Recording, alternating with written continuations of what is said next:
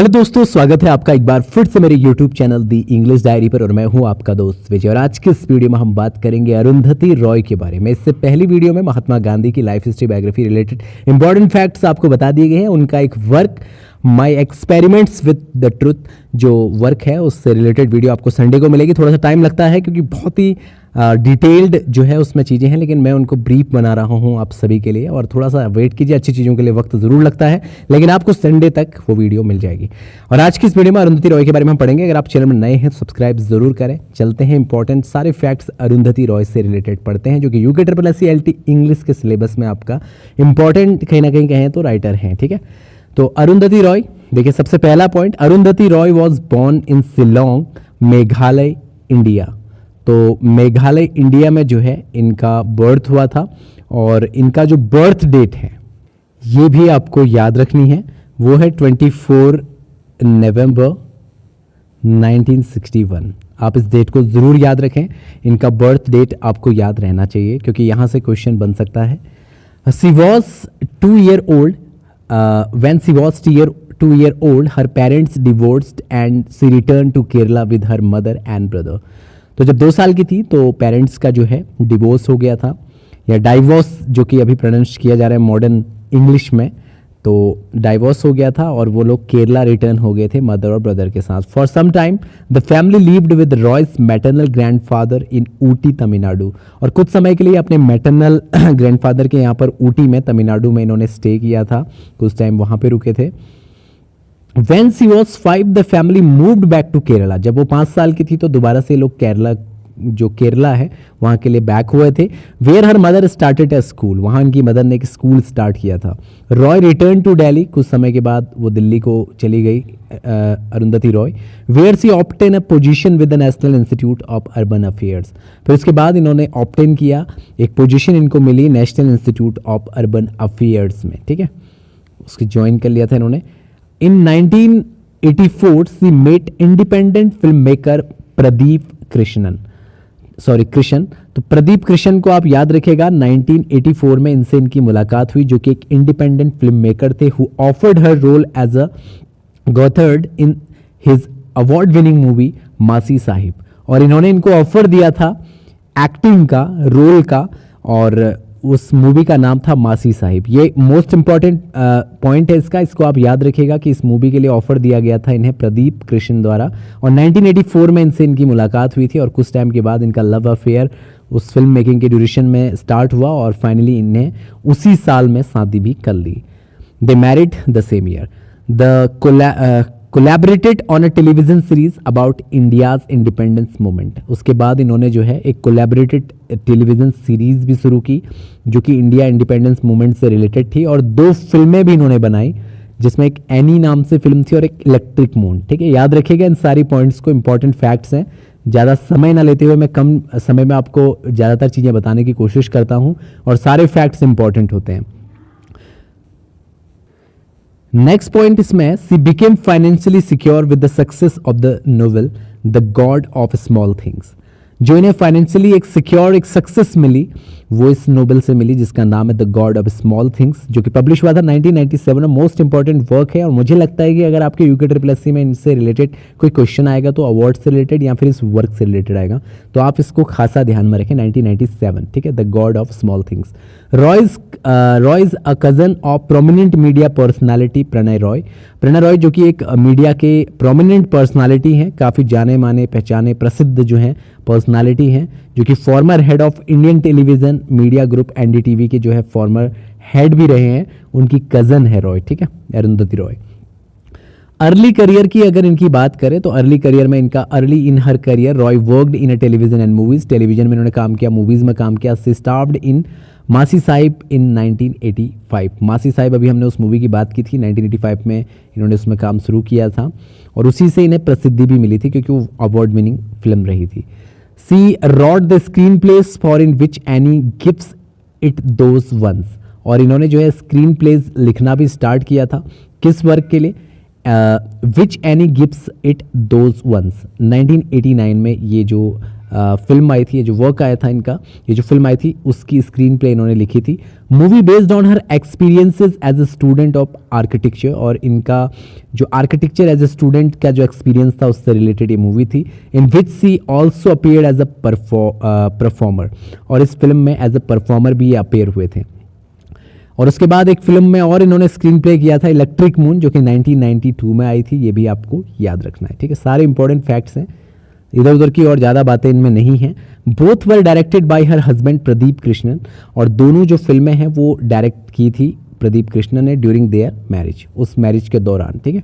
Roy won the national film award for best screenplay in 1988 for in which Annie gives it those ones, और जो रॉय है, अरुंधति रॉय, उन्हें national film award से नवाजा गया था बेस्ट स्क्रीन प्ले के लिए 1988 में, और वो फिल्म कौन है, which Annie gives it those ones, ठीक है। इस मूवी के लिए इनको नेशनल फिल्म अवार्ड दिया गया था for best screenplay. Most important है, याद रखिएगा इस पॉइंट को।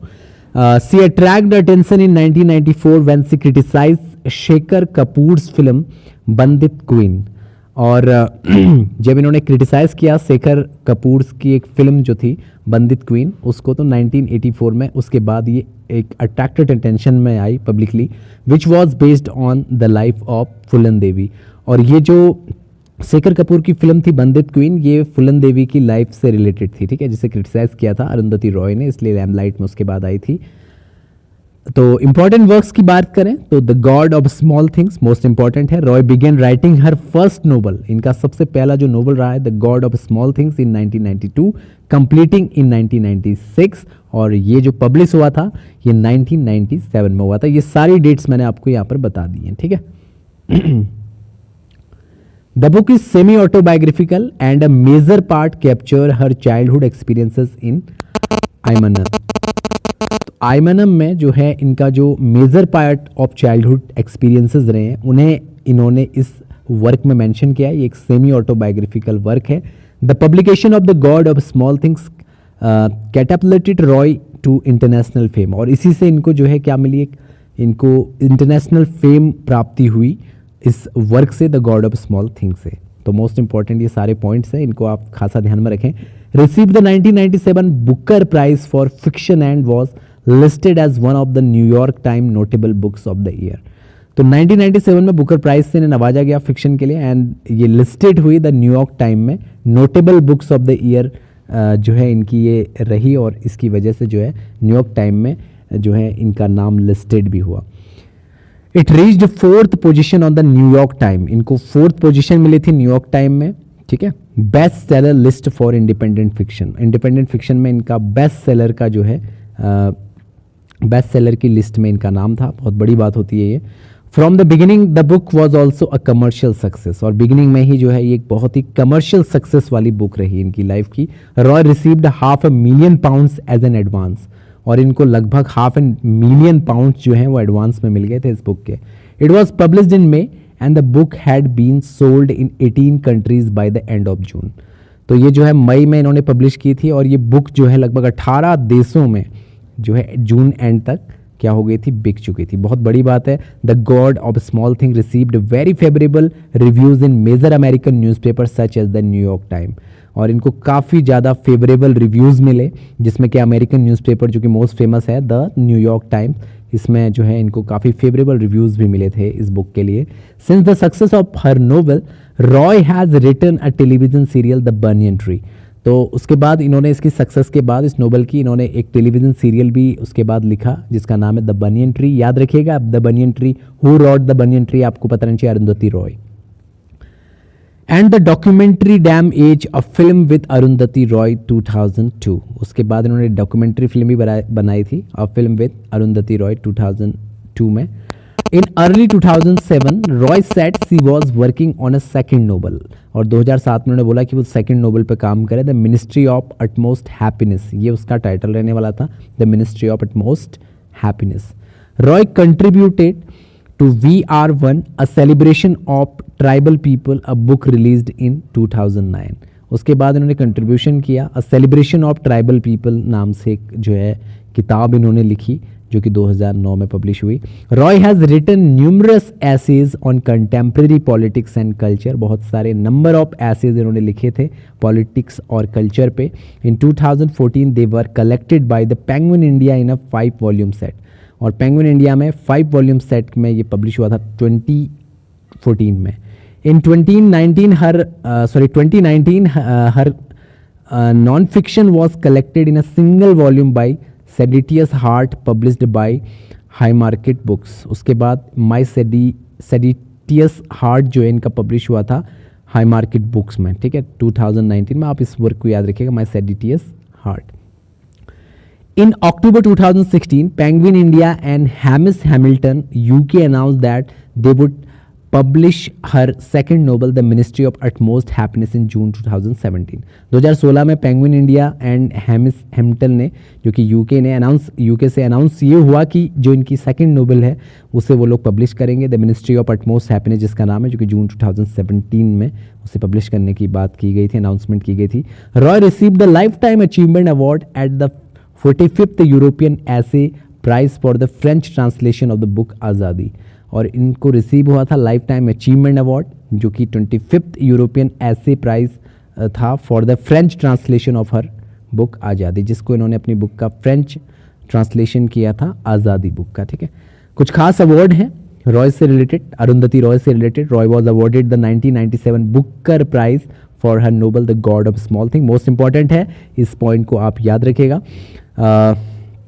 The National Film Award for Best Screenplay in 1989 for the screenplay of which Annie gives it those ones। इसके लिए इनको जो है नेशनल फिल्म अवार्ड दिया गया। Roy was awarded the Sydney peace prize in May 2004।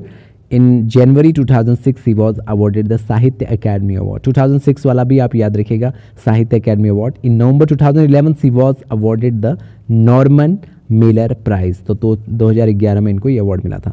तो ये मुझे लगता है कि आपका मैंने इस वीडियो में लगभग सारी चीज़ें कवर कर दी हैं बहुत ही कम समय में। आप इनको अच्छे से देख लीजिएगा, इंपॉर्टेंट फैक्ट्स को लिख लीजिएगा, 2-4 बार याद करिएगा। अब ज़्यादा आपको टेंशन नहीं लेनी है, मैं आपको इतना बता दूं, आपको एक तो इसमें मेनली याद रखना है बुकर प्राइज़ वाला, ठीक है, best film award screen play वाला याद रख लीजिएगा, और इनका साहित्य अकेडमी अवार्ड याद रखिए। ये 3 चीज़ें अवार्ड से रिलेटेड इसमें पूछी जा सकती हैं, और बाकी जो चीज़ें इनमें पूछी जाएंगी आपका गॉड ऑफ स्मॉल थिंग्स से रिलेटेड मैंने सारी चीज़ें आपको बता दी हैं, ठीक है। बनियन ट्री वाला वर्क याद रखना, अरुंधति रॉय का है, और उसकी डेट वगैरह याद रख लीजिएगा, कब ये पब्लिश हुआ, कब लिखा गया, कब कंप्लीट हुआ, ठीक है, और किस प्रकार से इसको फेम मिली। इंपॉर्टेंट चीज़ें मैंने आपको बता दी, कौन सी जगह पर नोटेबल बुक्स जो है इसको माना गया। तो ये न्यूयॉर्क टाइम्स आपको याद रहना चाहिए, ये वर्ड आप याद रखिएगा, ठीक है। बाकी 18th सेंचुरी में जो है इन जून तक इसको जो है सोल्ड हो गई थी, ये सारी इंपॉर्टेंट डिटेल्स आपको याद रखनी है। तो मैंने कोशिश की है इस पूरी वीडियो में कि मैक्सिमम चीज़ों को जो है कवर कर सकूं, और जहां तक मुझे लगता है कि कवर हो भी चुकी है।